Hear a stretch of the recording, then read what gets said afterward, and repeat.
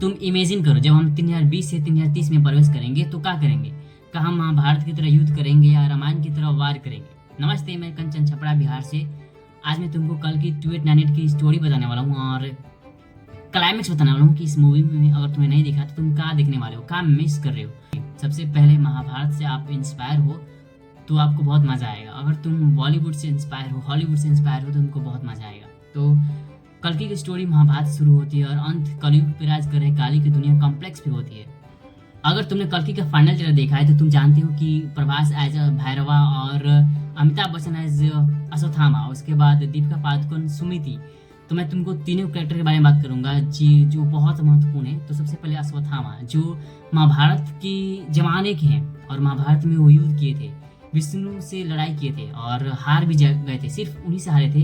Starting वहीं से होती है। उनको एक श्राप मिलता है कि तुम तब तक जिंदा रहोगे किसी कोने में, किसी जंगल में, जब तक कलयुग नहीं आता, कलयुग का सर्वनाश नहीं होता। एक ऐसे समय आएगा जब कलयुग का सर्वनाश होगा, मानव नष्ट होने लगेंगे, ये जो सृष्टि है नष्ट होने लगेगा, तो तुम उससे बचाओगे और भगवान पैदा लगेंगे किसी की कोख से, ऐसे कुछ है।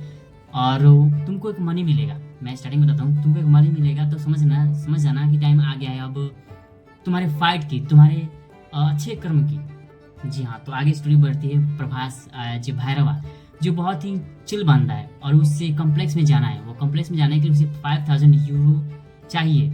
यस, और उस जिसके पास 5000 यूरो होते हैं वही कॉम्प्लेक्स में इंटर करता है। कॉम्प्लेक्स लाइक ह्यूमन, और कॉम्प्लेक्स की दुनिया इतनी अजीब है, समझ लो कि वहाँ के जो लोग हैं कैदी तरह के हैं। जो भी बाहर घूमने जाता है वहाँ कैदी बनाया जाता है और औरतों को अलग रखा जाता है, मर्दों को अलग रहता है और चेक किया जाता है कि कौन सी लड़कियाँ जो है वो फर्टाइल के लिए योग्य हैं और जो फर्टाइल के योग्य हैं उनको अलग रखा जाता है, जो फर्टाइल के लिए योग्य नहीं है उनको अलग रखा जाता है और सब पे एक्सपेरिमेंट किया जाता है और उनके गर्भाशय में कुछ डाला जाता है और चेक किया जाता है कि ये वही लड़का या गर्भ में पड़ रहा बच्चा तो नहीं है जिसके कारण जो कॉम्प्लेक्स की दुनिया है, जो काली की दुनिया है, वो नष्ट होने वाली है। इसलिए काली इतना सतर्क है कि हर लड़की जो फर्टाइल की योगी है उस पर एक्सपेरिमेंट कर ही जाता है और कुछ ऐसा चीज़ डालता है। मतलब एक सेव जब फेंकता है ना, जो विलन है अपना, उसकी एक्टिंग तो मुझे बहुत लग नहीं है कि विलन है वो, तो ऐसा लगे कॉमेडियन, विलन कम कॉमेडियन ज़्यादा है। वो जब एक सेव, झूठा सेव फेंकता है तो बाहर के जो लोग होते हैं, वो जो कैदी होते हैं, उसके लिए मार करते हैं। तो कॉम्प्लेक्स की दुनिया बहुत अजीब थी। मैं अगर स्पॉइलर ना करूँ तो प्रभास उस कॉम्प्लेक्स के लिए, भैरवा उस कॉम्प्लेक्स में जाने के लिए मर रहा है जिसकी दुनिया बहुत अजीब है, जहाँ के लोग कैदी हैं और वो दाने दाने खाने के मौजूद हैं। पता नहीं, ये थोड़ा स्पॉयलर्स टाइप का है। पर प्रभास जो भैरवा जो है वो पागल रहता है। वो कोई भी युद्ध किसी से भी हारता नहीं है और उसने एक मशीन बनाया जिसका नाम है बुच्ची बुच्ची। एक जैसे बोलते हैं ना गूगल वाले, जो गूगल मैडम कहते हैं आई लव यू मैडम, तो वही बोलती है आई लव यू टू, वैसे वाली बुच्ची वाली।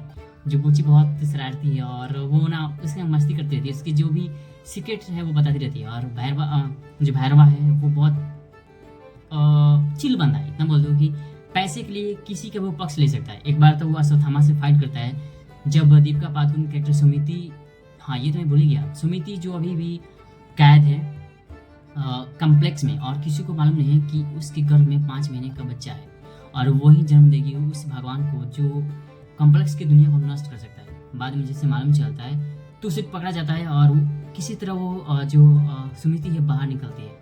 वैसे सुमिति से पहले उसका कोई कोडिंग नाम होता है, वो जैसे लाइक क्यूटी, समझ लो CUTE क्यूटी। लेकिन जब जिसने उसे बचाती है और कॉम्प्लेक्स की दुनिया से बाहर निकालती है और एक और भी दुनिया है काशी, जो एकमात्र पृथ्वी पे एक दुनिया है जहाँ पे लोग एग्जिस्ट करते हैं और वही मात्र एक जगह है जहाँ पे लोग रहते हैं और वो डर छुपे रहते हैं पहाड़ों के बीच में। एक ऐसे कुछ ऐसे वातावरण बना के जहाँ पे बाहर से देखे होते तो पहाड़ ही पहाड़ है और अंदर खूबसूरत दुनिया है।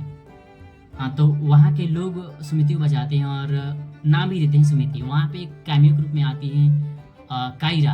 उनका जो फिलोसफी था मुझे बहुत अच्छा लगा कि इस दुनिया में, इस क्रेजी दुनिया में जीने के लिए कोई होना चाहिए जिसके कांधे पर सर रख के हम सोए, जिसके से हम शादी करें, कुत्ते पाले, बच्चे करें।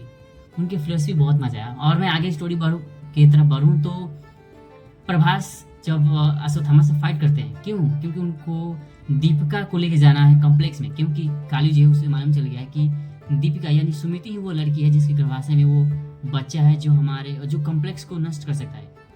या कमाल की स्टोरी है, मैं इतना ही बताऊंगा। और इसके बाद जो होने वाला है तो मूवी में देखना, क्योंकि सारी स्टोरी और सारे जो क्लाइमेक्स है बताना गलत बात है एंड ये कॉपीराइट के खिलाफ है। तो अच्छा लगा तो मुझे लाइक करना। एंड इसके बाद जो सीन होने वाला ना, जो अश्वत्थामा और भैरवा लड़ते हैं और भैरवा को मालूम चलता है कि जब उनके हाथ में एक लाठी होता है और उस लाठी में इतनी ताकत होती है, इतनी पावर होती है कि वो किसी भी आग से फाइट कर सकता है। और वो सूर्य के पुत्र कर्ण है या वरुण है शायद, जो उनको शक्ति मिलता है उन्हीं से, जो विष्णु को भी हरा सकता है। जब अब तुम महाभारत की सीन जब देखते हो अलग अलग, हाँ एक चीज़ मैं भूल गया, मृणाल ठाकुर की जो कैमियो है वो बहुत अतरंगी है। जब वो बाहर की दुनिया जैसे काशी की दुनिया से आती हैं और जब कॉम्प्लेक्स में जाती हैं तो वो पहले से प्रेग्नेंट होती हैं और उन पे भी एक्सपेरिमेंट होता है कि क्या ये उनके जो गर्भ में पल रहा है बच्चा वही तो नहीं है जो भगवान है, और नहीं है तो उनको मार दिया जाता है।